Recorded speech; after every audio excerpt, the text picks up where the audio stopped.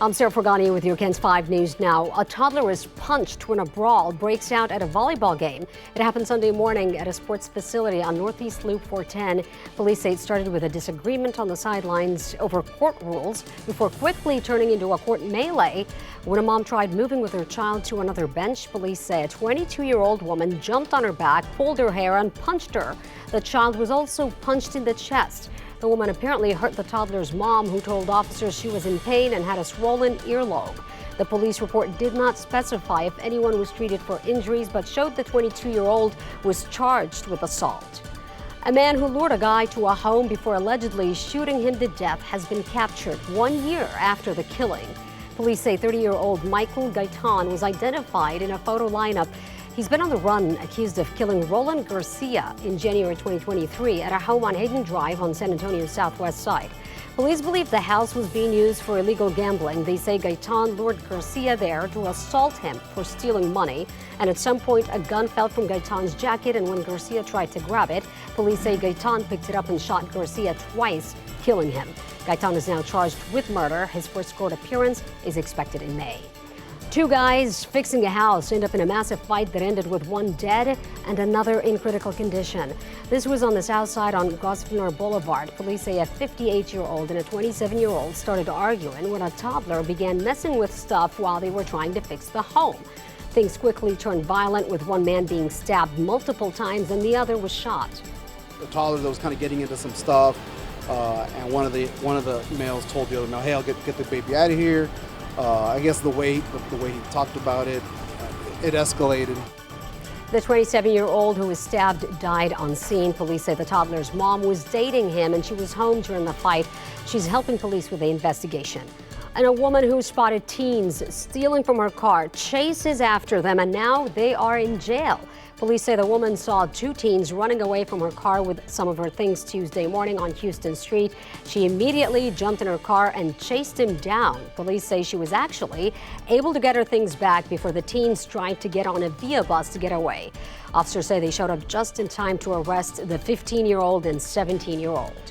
A Lyft driver who says she was a victim of indecent exposure is sharing her side of the story after the man is now out of jail. The driver wants to stay anonymous, but told us she was left feeling uneasy since he bonded out. 35-year-old Amarpreet Singh Sidhu is accused of exposing himself to the woman who was driving him.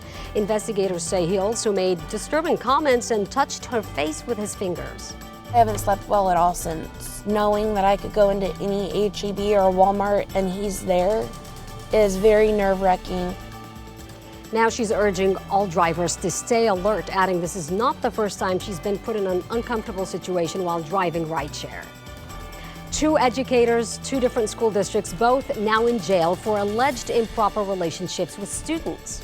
This law is on the books because there's a very distinct relationship between an educator and a student. When the lines get crossed and becomes an inappropriate relationship, then it disrupts the educational process. The teachers are from Southside ISD and Northeast ISD. 27-year-old Andrew McCown, whom you see here, an algebra teacher at Roosevelt High School, was taken away in handcuffs this week. He's also a football coach. Police say the 17-year-old victim talked about the relationship with classmates, so they notified school administrators. The district has placed McCown on administrative leave for now. And this is Ernest Herrera. Police say he admitted to having a relationship with a 13-year-old student. Herrera taught 8th grade at Losoya Middle School, but Southside ISD has since fired him.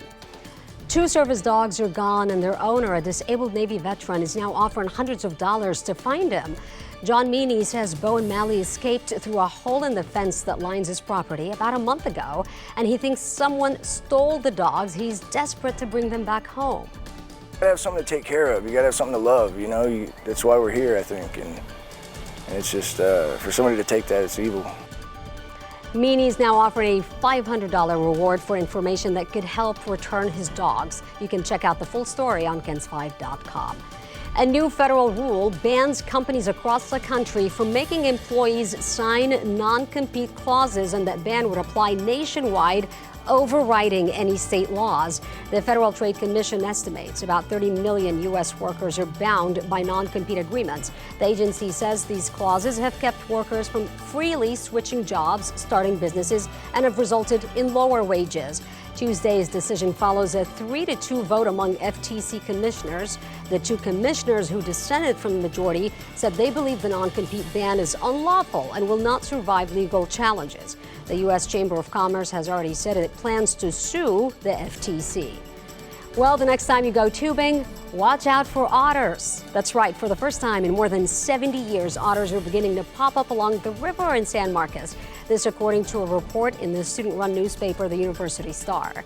Experts say the reappearance shows us the river is in healthy shape. And that's KENS 5 News Now. I'm Sarah Fulgani.